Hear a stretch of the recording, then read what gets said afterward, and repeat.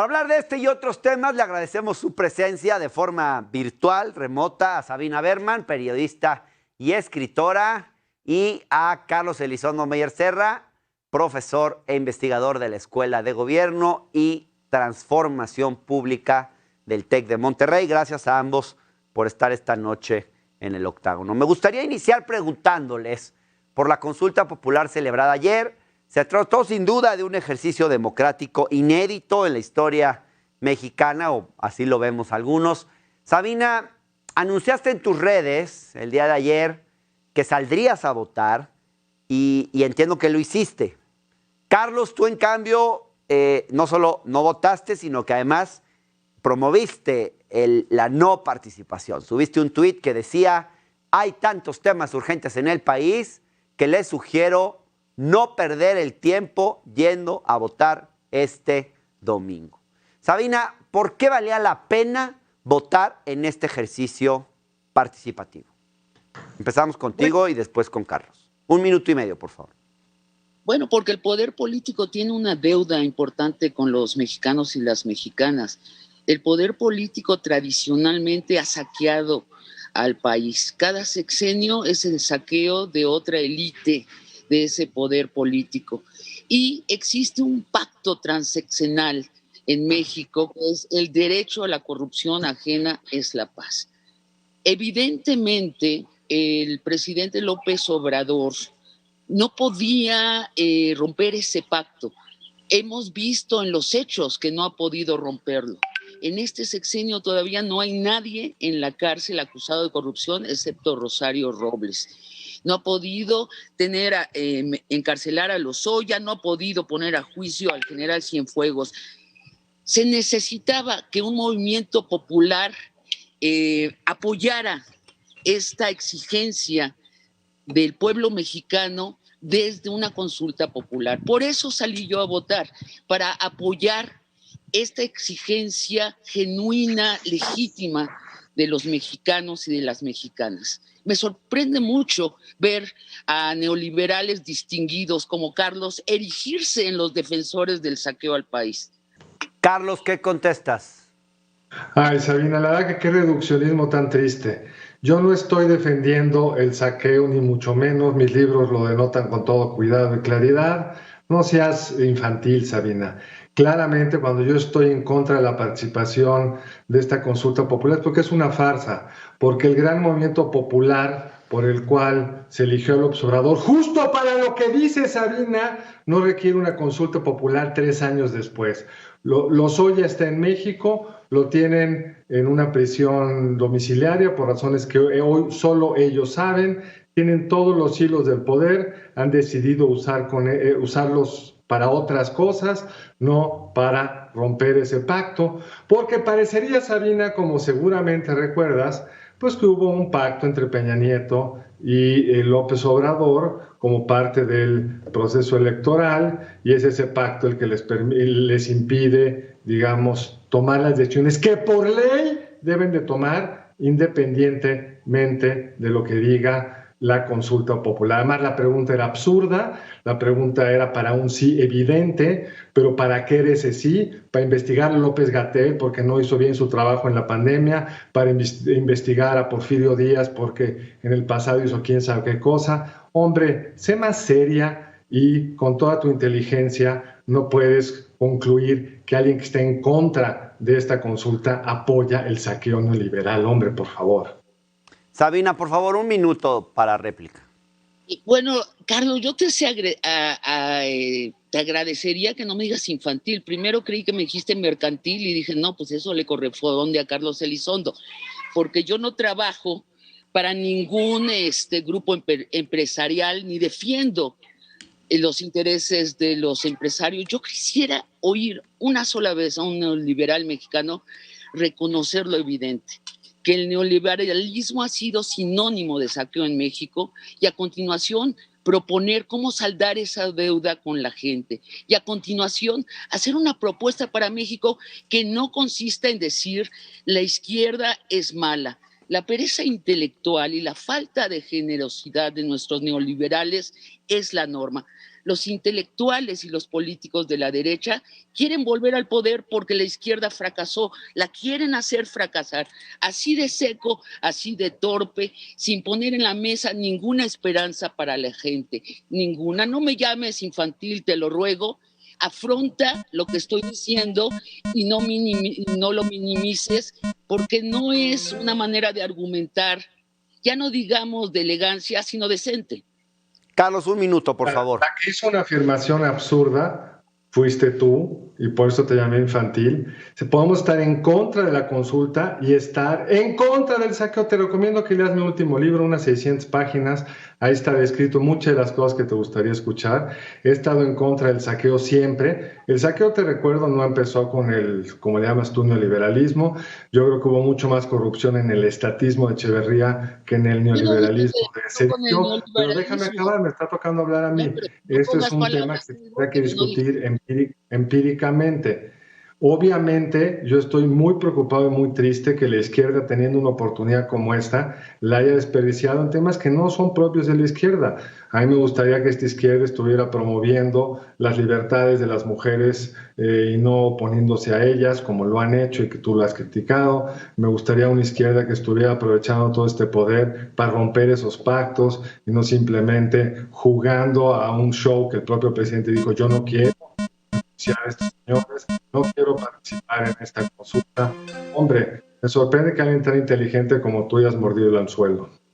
A ver, Carlos, en tu columna de ayer, que se titulaba Dos preguntas, decías que existe una trampa de parte de Morena y sus simpatizantes al enmarcar la consulta en torno a los expresidentes, porque la Suprema Corte adaptó la pregunta para incluir a todos los actores políticos del pasado. En ese sentido, entonces tú dices, no era la consulta para los expresidentes.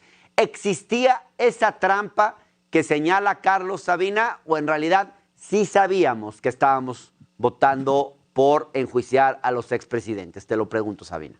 Mira, muchas cosas se hicieron mal en esta consulta y devinieron una confusión general, pero señalemos con claridad el origen del mal.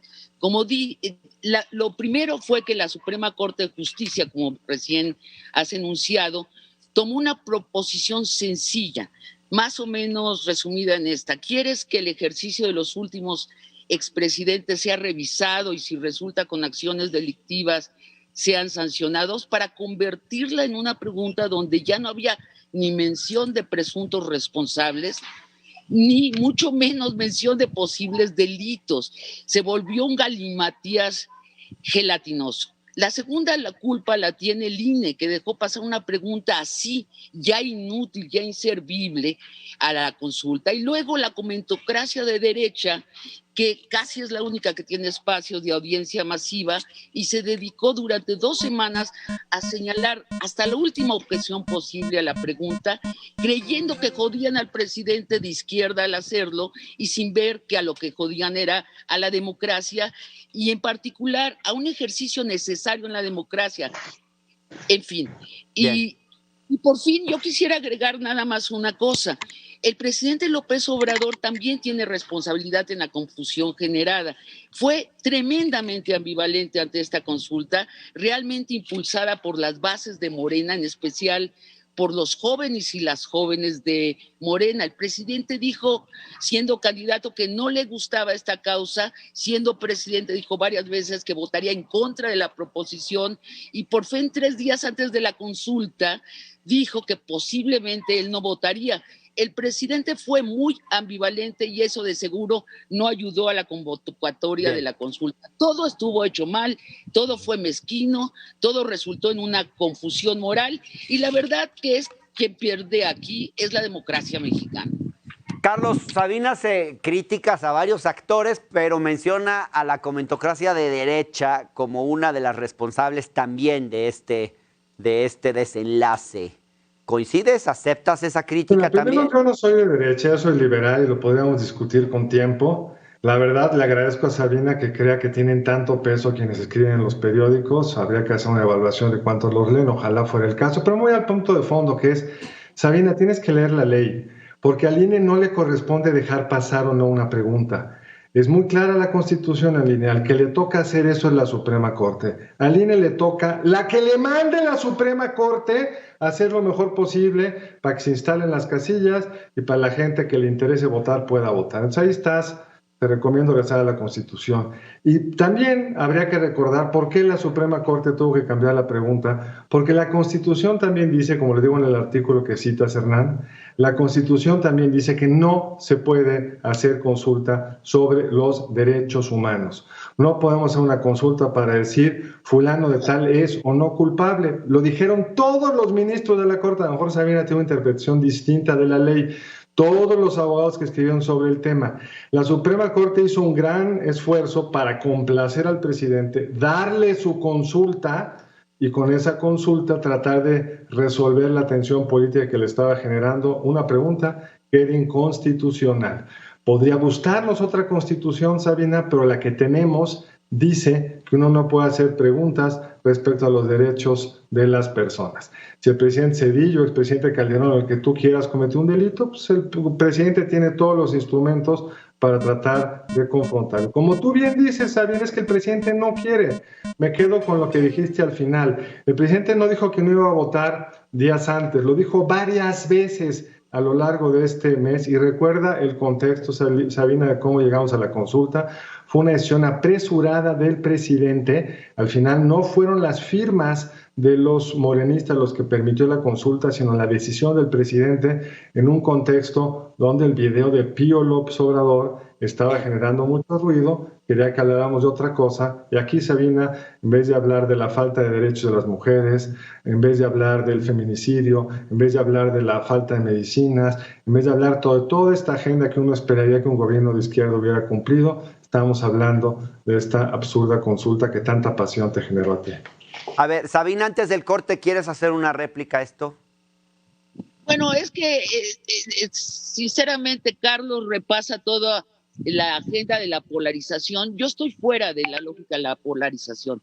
Yo soy una persona de izquierda. En lo que coincide el presidente con la izquierda, estoy de acuerdo con él.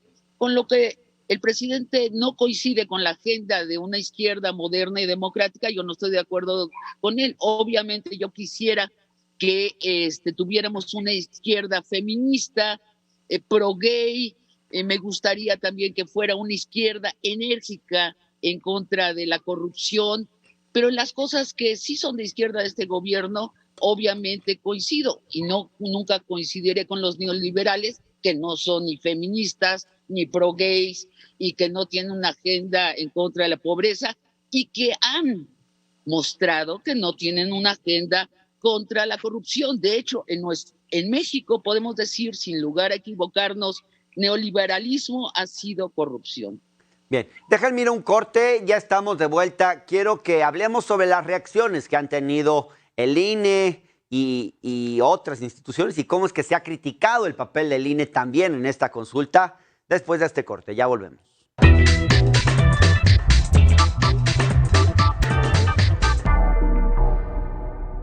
Gracias, estamos de vuelta en el Octágono en una mesa de debate con Sabina Berman y Carlos Elizondo Meyer Serra.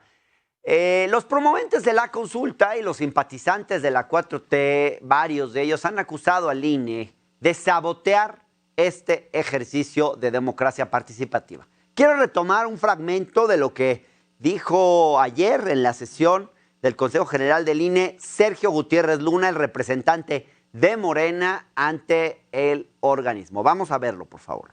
El consejero presidente, el consejero Ciro Murayama se han encargado de sabotear este ejercicio democrático. La campaña institucional del INE nadie la vio.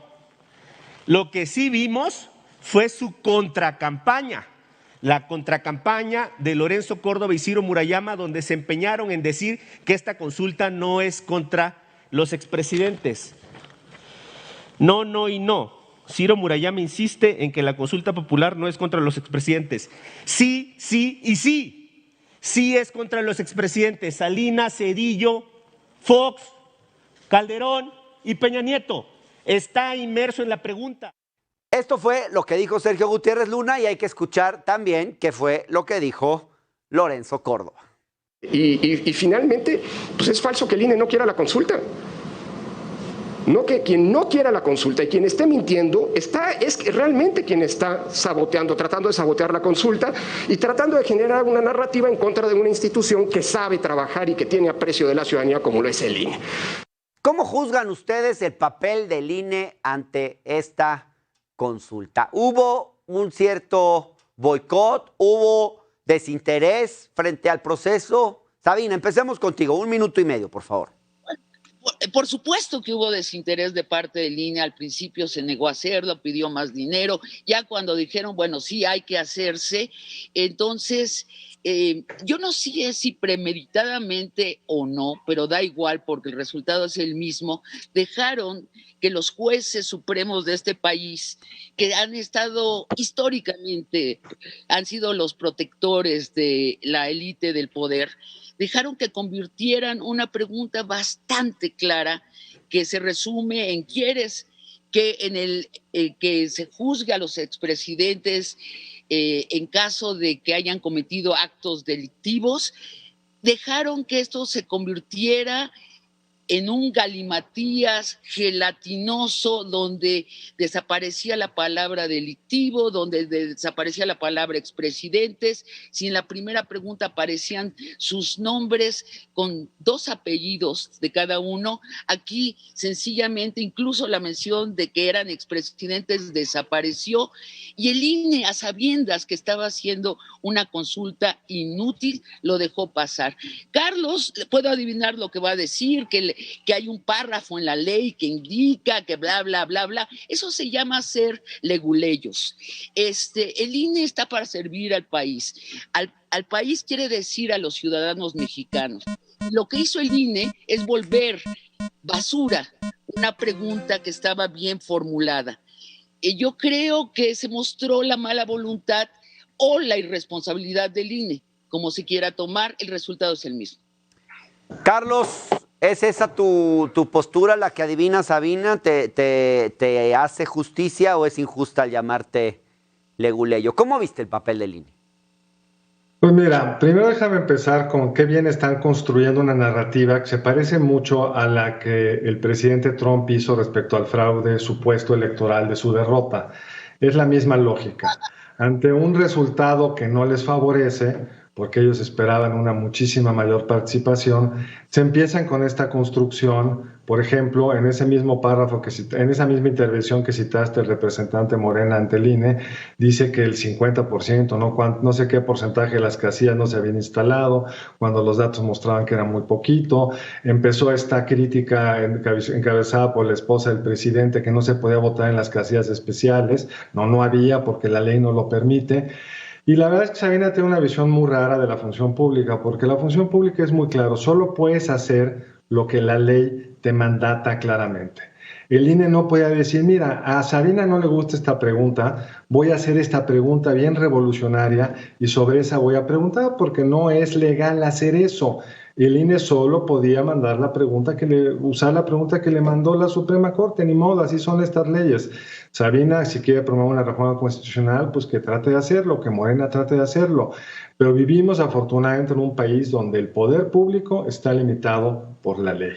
Supongo que Sabina preferiría un país donde si el presidente está a favor del aborto, que haya aborto, si está en contra del aborto, que esté en contra del aborto, si quiere sancionar tal o cual cosa, porque lo que importa es satisfacer al pueblo. Esa visión de la democracia plebiscitaria lleva ineludiblemente a la tiranía.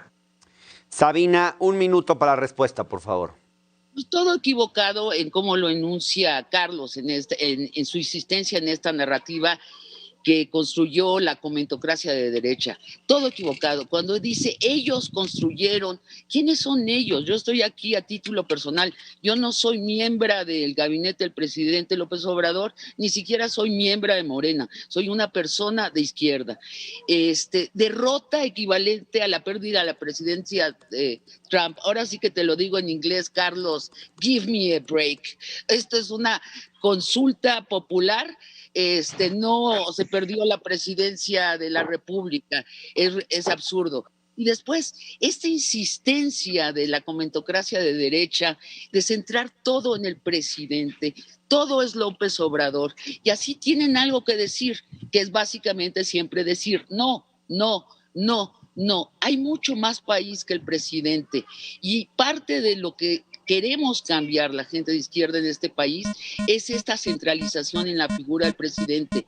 ¿Quién promovió realmente esta consulta? Si hacemos un poquito de historia, ya no me va a dar tiempo, en otra parte, si me haces favor, Hernán, cuento la historia de esta consulta con más detalle, pero por lo pronto decir que el presidente López Obrador no estaba de acuerdo con la consulta, tampoco estaba en contra, dejó que las bases jóvenes de Morena se entusiasmaran en este ejercicio. Así que la narrativa que enunció recién Carlos tiene todos los sujetos equivocados. Lo lamento, Carlos. Carlos, ¿qué contestas? Pues que no es capaz Sabina ni de escuchar lo que yo dije. Yo no dije que esto fuera equivalente a la derrota de Trump. Es equivalente en la construcción de una narrativa. Ahí fue el fraude electoral, aquí fue la culpa del INE. Ten más cuidado cuando escuchas, Sabina, porque así como no lees la Constitución, ya tienes una cosa prefijada de cómo son las cosas, ni siquiera lees la historia. El que mandó la pregunta de la consulta fue el presidente de la República. No se juntaron las firmas de Morena para lograrlo. La señal de que tenía que haber una consulta la dio el presidente 15 días antes de que se venciera el plazo de la misma, por la razón que ya te expliqué. Entonces, la verdad, Sabina, trata de ser más cuidadosa. Yo no te acusé a ti de ser parte de esa construcción de una narrativa. Tiene palabras, nombres y apellidos. El señor del INE, el representante ante el INE que vimos citado, la señora, toda la reacción de Mario Delgado y de otros respecto a esta bajísima participación. Y a ti que no te guste que te encasillen, yo no soy de derecha, te lo puedo explicar con mucho cuidado si algún día tuvieras tiempo. Simplemente no me someto a la visión de un presidente que, como bien dijiste, en tantas cosas no es de izquierda y cuyo objetivo central ha sido justo lo que tú dices que no te gusta, que ha sido la centralización del poder.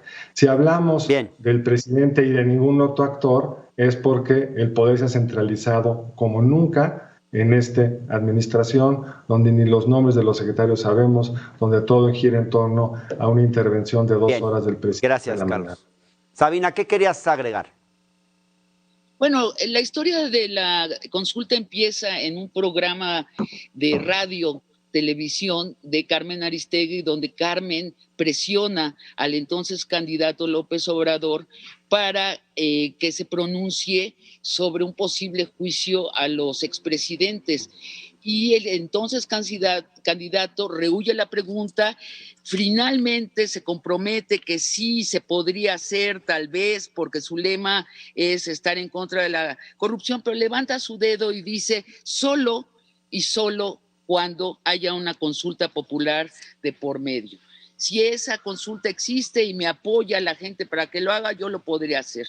De allí viene realmente el asunto de la consulta. Luego, durante 3 años, las bases de Morena presionan al presidente para que lance la consulta y el presidente se resiste, pide un plazo hasta después de las elecciones intermedias para no dañarlas, y es luego de las elecciones intermedias se lanza la consulta. El presidente lo hace de muy mala gana, tanto que estuvo a punto de no apoyarla públicamente, y solo cuando se dio cuenta que las bases de Morena sí la iban a apoyar, aunque él no estuviera de acuerdo, dice, está bien, yo la mando al INE. Bien, ahora, en la conferencia matutina de hoy, López Obrador se refirió al tema de la consulta y mostró un cuadrito que recopila el número de votos en este tipo de ejercicios en el pasado, para mostrar que ayer se alcanzaron niveles de participación mucho más altos que antes. Vamos a ver qué fue lo que dijo y a ver esta información que presentó el presidente. Por eso ahora, pues es un triunfo el que 6.474.708 ciudadanos, mujeres y hombres, hayan participado ayer, independientemente de lo que decidieron votar. Aún con todo lo confuso de la pregunta, pues la gente sí se dio cuenta de lo que se trataba. Teniendo en cuenta esto que dice el presidente, el historial de participación en ejercicios de participación democrática similares a este, ¿realmente fue un fracaso la consulta? ¿O acaso ameritaba que viéramos un mayor número de votos por el hecho de ser la primera consulta organizada por el INE? Carlos Elizondo, por favor, minuto y medio, perdón. Mira, yo creo que tiramos 520 millones de pesos en un ejercicio inútil, un ejercicio pues, que ya lo platicamos con calma. Por supuesto, es incomparable una consulta hecha desde la oposición, en el caso del FOBAPROA, o apresuradamente como presidente electo, en el caso de lo del aeropuerto. Consulta que hay que decirlo, recordemos, votó más gente en Chiapas que en todo el resto del país. O sea, esos números que dan ni siquiera son claros si existieron. Esta es la primera consulta hecha al amparo de la ley, con toda la infraestructura del INE. Todos teníamos una casilla cerca de nuestra casa si queríamos votar, con los controles para que no se inflara la votación, o que hubo algunos incidentes aislados muy penosos de relleno de urna aparentemente. Entonces, el presidente lo hace siempre muy bien respecto a qué lo está comparando. Recordemos que ellos creían que iban a poder volver esto una consulta obligatoria, es decir, que fuera vinculante para el gobierno, que no significaba nada llegar al 40%, pero había el objetivo de llegar a ese 40%. Entre ese 40% de ciudadanos que participaron, este 7% pues huele a fracaso. Y si vemos regionalmente, además, Hernán, en algunas partes del país, como en el poniente de la ciudad, la participación fue bajísima. En el conjunto de la ciudad, no he visto los datos con exactitud, pero había por ahí alguna información que indicaba que fue menos del 3%. Entonces, la verdad, no creo que no puedan estar realmente satisfechos, pues el presidente es muy bueno para cambiar la narrativa. Bien, Sabina, ¿cómo lo viste? ¿Fueron 520 millones de pesos tirados a la basura, como dice Carlos? Pues no sé si tirados a la basura. No fue un éxito de la democracia. Tantas fuerzas importantes uniéndose para volver confusa esta consulta, yo lo llamaría una ejemplificación de lo que está mal en la democracia mexicana. Yo quisiera nada más centrarme en el principal argumento de los neoliberales en su lucha contra esta consulta. Dijeron, la ley no se consulta, se aplica, ¿no? De pronto, tremendamente respetuosos de la ley, que es una frase platónica muy bonita y totalmente deshacida de la realidad. En México la ley no se aplica casi nunca. Son el 5% de los crímenes que llegan a ser juzgados y el 83% de la gente que está en la cárcel lo está sin sentencia. La ley no se aplica en México y la intención de la consulta era exigir que se aplique al más alto nivel.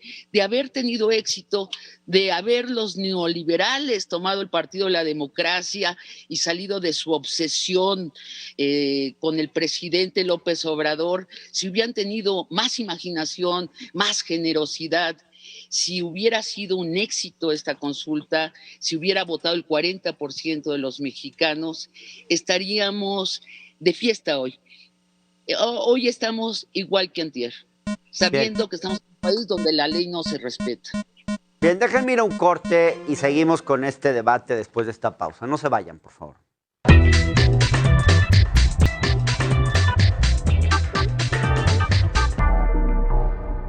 Estamos de vuelta en el octágono platicando con Sabina Berman y Carlos Elizondo en una mesa de debate sobre la consulta de ayer domingo. Sobre esto quisiera preguntarles, francamente, a mí me costó entender el papel de López Obrador, porque el presidente de la República anunció desde el principio que no iba a votar y que además, porque él estaba en contra, pero digamos, él podría estar en contra, pero aún así ir a votar, y eso quizás hubiera promovido más la participación de más gente. Pero incluso mientras se llevaba a cabo la votación en todo el país, el presidente estaba de gira en Nayarit. ¿Qué tanto creen ustedes que influyó esta postura del presidente y su aparente desinterés en los bajos índices de votación? Sabina, por favor, 1 minuto. Muchísimo. Es decir, yo he dicho varias veces en esta conversación que estamos teniendo que yo no quiero entrar a la lógica simplista de la polarización. Sin embargo, la mayoría de la gente sí está en la lógica de la polarización. Y dentro de esa lógica, pues la cabeza de la izquierda es el presidente. ¿Qué pasa si esa cabeza dice sí, pero no sé, pero tal vez? Hay que decir claramente que el presidente no apoyó esta consulta. Sus razones las podemos platicar, las podemos especular, pero claramente el presidente no apoyó la consulta, la dejó caer y ahora la celebra también como por no dejar. En fin, no fue un factor a favor de la consulta, sino fue un factor a favor de la confusión que reinó durante la consulta. Claro. Carlos, por favor. Pues me da gusto que Sabina no quiera promover la polarización. Recordemos que la primera frase que dijo respecto a mí fue que yo estaba a favor del saqueo por ser neoliberal. Qué padre que no estás por la polarización. Entonces no entiendo muy bien tu discurso con lo que realmente haces y dices, pero en fin, tú te entenderás a ti misma. En lo que respecta al presidente, sí tuvo una posición muy ambigua por la razón que ya dije. Recordemos cuál fue la historia reciente de esta consulta.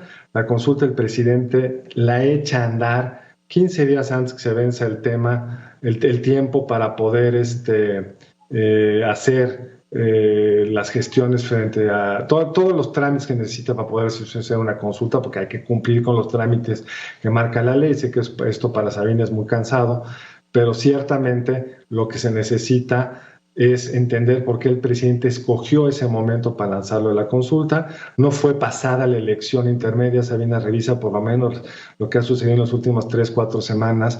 Esta consulta se arrancó desde septiembre del año pasado y el objetivo, por lo menos del momento político, era para cambiar la conversación que se había movido en torno a aquellas maletas que le entregaban, aquellos fajos de dinero que le entregaban a su hermano Pío. Ahí Sabina, quisieras cambiar la conversación. Gracias, Carlos. ¿Quisieras contestar a esto o puedo plantearles otra pregunta?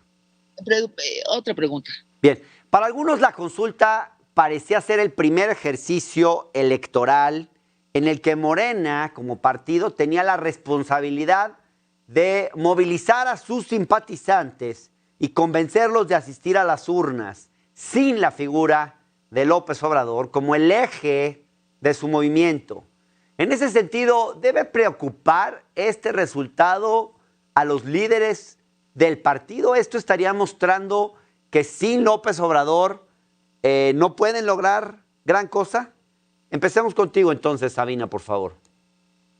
Bueno, yo no creo. Yo creo que 7%, en las condiciones de confusión en que se realizó, 7% de los electores sí fueron a votar, la gran mayoría por el sí. Son mejores números que los que tiene el PRI. No recuerdo bien los de los otros partidos, pero no están muy por arriba de esos números. Yo creo que esta izquierda que gobierna ha cometido equivocaciones. Esta consulta es uno de ellos. Otros son, pues sí, ser antifeminista, como dijo Carlos Elizondo, ser anticlase media, no haber sido brutal en la lucha contra la corrupción, pero de ahí a que la historia de la izquierda en México esté acabada es para reírse. No está acabada porque no hay una opción a la narrativa de izquierda. Creo que lo que sigue en México es una izquierda más democrática, más moderna. Carlos, por favor, si eres tan amable.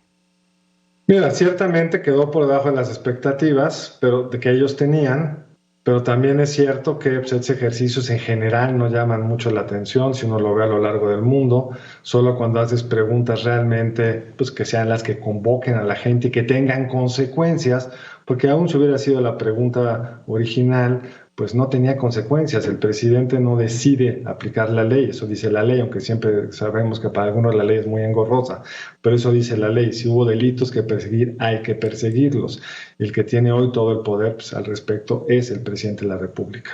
Pero claramente para el movimiento Morena, esto es simplemente una llamada de atención, sigue siendo el partido más grande, obtuvo el 34% del voto en la elección intermedia, de ese tamaño es su mandato, no es el gigantesco que esperaban tener en la elección intermedia, no es ya el 55% que con sus aliados obtuvo el presidente, sigue siendo la fuerza más grande, las alternativas políticas existentes en México son frágiles, desorganizadas, con muchísimos problemas, y es sobre todo esa falta de alternativa lo que mantiene pues con enormes posibilidades a Morena hacia adelante.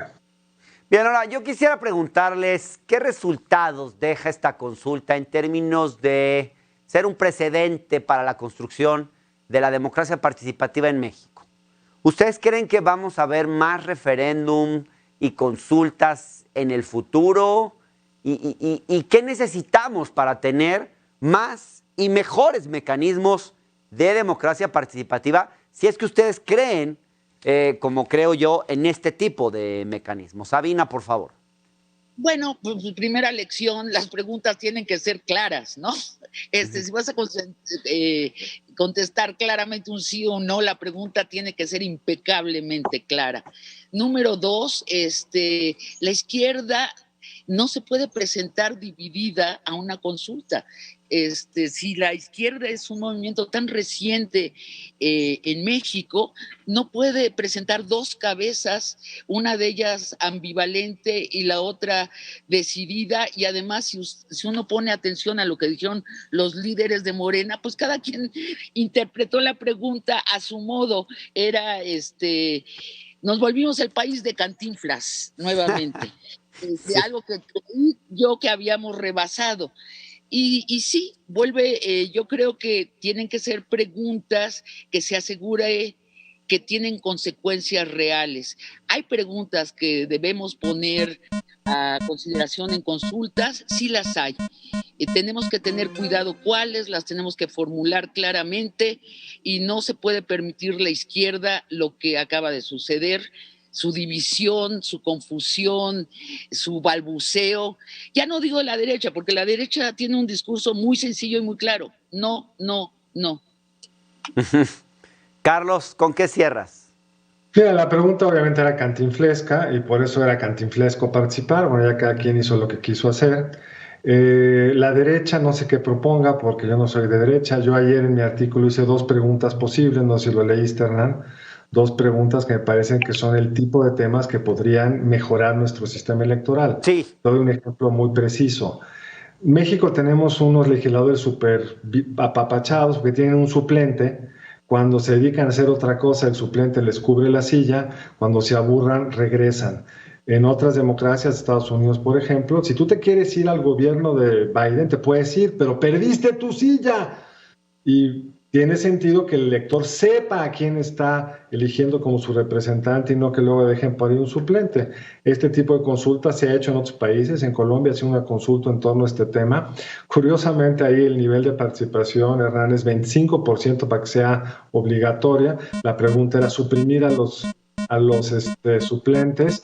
Votó a favor de suprimir a los suplentes casi el 98% de los colombianos, pero participó el 24.9%, se quedaron abajito de la raya. Y bueno, la ley marca, la latosa ley, Sabina, la ley marca que si no llegabas al 25% no era obligatorio y los suplentes sobrevivieron. Es el tipo de temas que yo creo que nos podría hacer una democracia más útil para los mexicanos, pero por supuesto están una serie de restricciones que la Constitución y la ley marcan. No se puede preguntar sobre derechos humanos, no se puede preguntar sobre el régimen fiscal, por ejemplo. Hay muchas restricciones.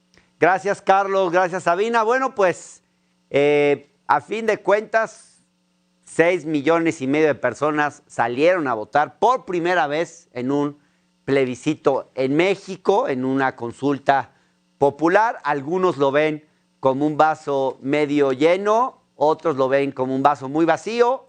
Hay todavía mucho para discutir y seguir analizando este tema y el futuro de la democracia participativa en México. Les agradezco mucho por esta participación esta noche en el Octágono y a ustedes también